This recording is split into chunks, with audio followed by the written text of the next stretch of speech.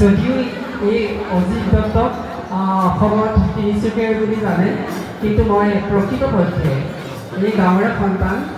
আৰু আজি মই মোৰ নিজৰ মাতৃভূমিত এনেদৰে নিজক উপস্থাপন কৰিবলৈ পাই এনে লাগিছে যে মোৰ জীৱনটো সফল হৈছে। আৰু আজি এতিয়া এই জেঠৰ বাতৰি আৰু আপোনাক যিযোৰ কবচ আপোনালোকৰ পৰিধান কৰিছে সেয়া হৈছে বহাগীৰ কলকলনি। আচলতে আমাৰ মনটো সদায় আমাৰ ৰঙীন, বহাগ সদায় আমাৰ মনত থাকে। জেঠতো আমাৰ বহাগী মনটো থাকিব পাৰে, এইটো একো ডাঙৰ কথা নহয়। তথাপিও আজি এই যি বিহু মঞ্চৰ সন্মুখত অধিষ্ঠিত প্ৰতিগৰাকী সৰু বৰ দুজন ব্যক্তি বিশেষক মই নিতিন কবি অজিত দত্তই ৰঙালী বিহুৰ ওলগ যাচিছোঁ। প্ৰথমে মই আপোনালোকক কিয় ওলগ যাচিছোঁ জানেনে? যেতিয়ালৈকে দৰ্শক শ্ৰোতা মঞ্চত থাকিব তেতিয়ালৈকে প্ৰতিযোগীসকলৰ প্ৰতিযোগিতা সফল হয়। আচলতে প্ৰতিযোগীসকলে প্ৰেৰণা পায়।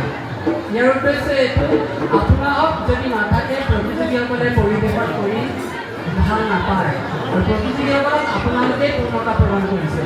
আৰু ইয়াৰ পাছতে প্ৰতিযোগীসকলক মই বিশেষভাৱে ৰঙালী বিহুৰ ওলগ যাচিছোঁ, কিয়নো তেওঁলোকে বিচাৰকসকলক এটা মান্যতা প্ৰদান কৰে। যদি প্ৰতিযোগীসকল নাথাকে তেতিয়া বিচাৰকৰ কোনো অৰ্থই নাথাকে। ইয়াৰ উদ্দেশ্য এইটো যে প্ৰতিযোগীসকলে বিচাৰকসকলক পূৰ্ণতা প্ৰদান কৰে। সেইকাৰণে প্ৰতিযোগীসকলক মই বিশেষভাৱে কৃতজ্ঞতা, অভিনন্দন আৰু ৰঙালী বিহুৰ ওলগ যাচিছোঁ। ইয়াৰ পাছত উদ্যোক্তাসকলক মই বিশেষভাৱে কৃতজ্ঞতা সূচক ৰঙালী বিহুৰ ওলগ যাচিছোঁ, কিয়নো উদ্যোক্তাসকলে তিনিটা মহান কাম কৰে। এই তিনিটা গোলক একত্ৰ কৰে: দৰ্শক শ্ৰোতা, প্ৰতিযোগী আৰু বিচাৰক মণ্ডলী। এই তিনিটা গোলক বিহু সমিতিসমূহে একত্ৰ কৰে। এইটো কাৰণে তেওঁলোক এক মহান কামৰ অধিকাৰী। সেইকাৰণে তেওঁলোকক মই বিশেষভাৱে কৃতজ্ঞতা সূচক বিহুৰ অভিনন্দন জ্ঞাপন কৰিছোঁ। আৰু দ্বিতীয়তে এই বিহু সমিতিবিলাকক মই আৰু এক প্ৰকাৰৰ পৰা কৃতজ্ঞতা জনাব বিচাৰিছোঁ, কিয়নো তেওঁলোকে এই বিহু আমাৰ অসমীয়া জাতিটো গোটেই জগতবাসীক পৰিচয় কৰি দিয়াৰ মূল অংগটোৱে হৈছে বিহু।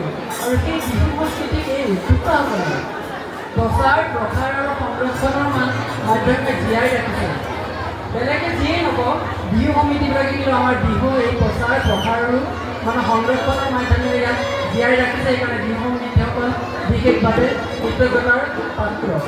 আৰু প্ৰতিযোগীসকলক মই বিশেষভাৱে অভিনন্দন জ্ঞাপন কৰিছোঁ। আৰু উদ্যোক্তাসকলকো মই পুনৰবাৰ অভিনন্দন জ্ঞাপন কৰিছোঁ। আৰু মোৰ দৰে এজন নিকিন ব্যক্তি এনেদৰে মঞ্চ উদ্বোধন কৰিবলৈ দিয়াৰ বাবে মই চিৰকৃতজ্ঞ হৈ ৰৈছোঁ। আৰু শেষান্তৰত মই দুটা অনুৰোধ আপোনালোকক কৰি যাব বিচাৰোঁ। যিহেতু এইটো মই প্ৰতিখন মঞ্চতে অনুৰোধ কৰিছোঁ, যিহেতু আমি জুবিন গাৰ্গৰ কাৰণে আমি কান্দিছোঁ, এয়া এটা বহুত ডাঙৰ কাম, মহান কাম।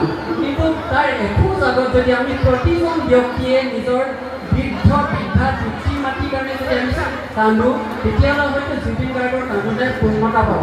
আমি যদি প্ৰতিটো সম্বন্ধ ককাই ভাই প্ৰতিটো সম্বন্ধৰ কাৰণে আমি কান্দোঁ, তেতিয়া জুবিন গাৰ্গৰ প্ৰতি কন্যাটোৱে পূৰ্ণতা পাব। আৰু তেতিয়া তেওঁ আপোনাৰ শান্তি পাব।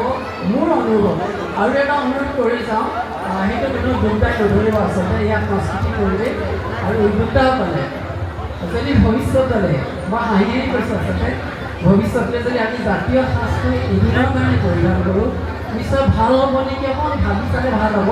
মই এইটো অনুৰোধ কৰিছোঁ এজন অনুৰোধ হিচাপে। আৰু শেষান্তৰত সকলোকে এই সাধাৰণ ব্যক্তিৰ দ্বাৰা আজি এই মঞ্চ উদ্বোধন হয় বুলি মই অৱগত কৰিছোঁ। আৰু পুনৰবাৰ তেওঁলোকক কৃতজ্ঞতা জ্ঞাপন কৰিছোঁ। আৰু যি দুটা অনুৰোধ মই কৰিলোঁ, অনুৰোধ দুটাৰ কাৰণে যদি আপোনালোকে দুখাৰো নকৰে, মই সকলো শীতৰ কাৰণে এইটো অনুৰোধ কৰিছোঁ, জাতীয় সাজ আৰু তাত জুবিন গাৰ্গৰ কাৰণে কলাৰ এখোজ আগতে আমি নিজৰ পিতৃ মাতৃৰ কাৰণে কৰোঁ। এয়াই ক'লোঁ। পুনৰবাৰ আপোনালোকক সকলোকে ধন্যবাদ জনাইছোঁ। আপোনালোকে ভালদৰে বিহু উপভোগ কৰক, দৰ্শক শ্ৰোতা আপোনালোকে থাকক, তেতিয়া প্ৰতিযোগীসকলে পূৰ্ণতা পাব আৰু উদ্যোক্তাসকলেতো সফল হ'ব বুলি মই অনুভৱ কৰোঁ। ধন্যবাদ।